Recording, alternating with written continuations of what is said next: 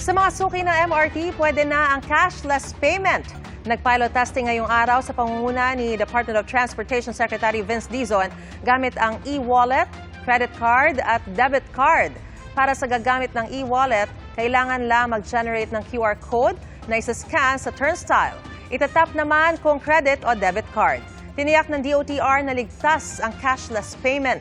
Layon din itong mapaliwanag sa iba pang linya ng tren gaya ng LRT1 at LRT2, pati sa mga public utility vehicle gaya ng bus.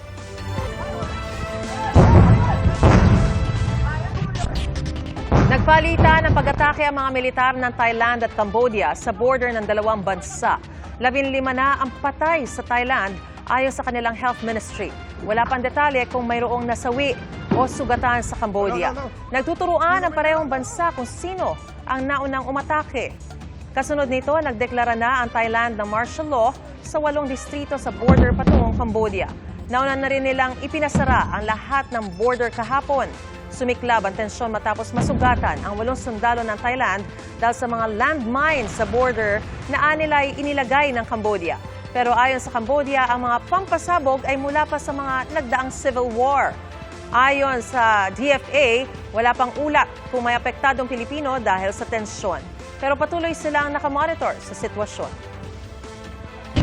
Nagsama-sama ang ilang Sparkle at Kapuso artists para sa isang dinner for a cause. Dumalo rin sa pre-GMA 2025 Gala event kagabi ang executives at partners ng GMA Network at Sparkle GMA Artist Center. Sa event na ito, nakalikom sila ng 2 milyong pisong donasyon para sa GMA Kapuso Foundation. Nadagdagan pa yan ng 500,000 piso mula sa isang GMA Gala sponsor. Itinurn over ito ni na GMA Network Senior Vice President Attorney Annette Gozon Valdez at Sparkle First Vice President Joy Marcelo kay GMA Kapuso Foundation Executive Vice President and Chief Operating Officer Ricky Escudero Katibog.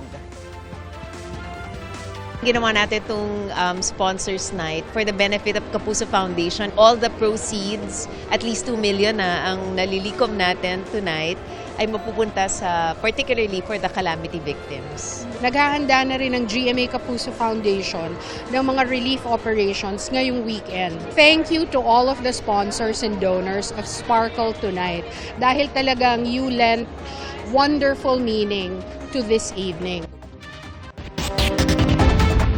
Salamat sa inyong pagsaksi. Sa ngalan ni PR Kanghel, ako po si Mariz Umali.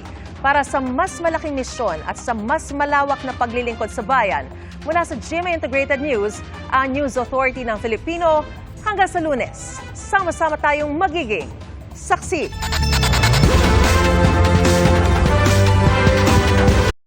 Mga kapuso, maging una sa saksi. Mag-subscribe sa GMA Integrated News sa YouTube para sa iba't ibang balita.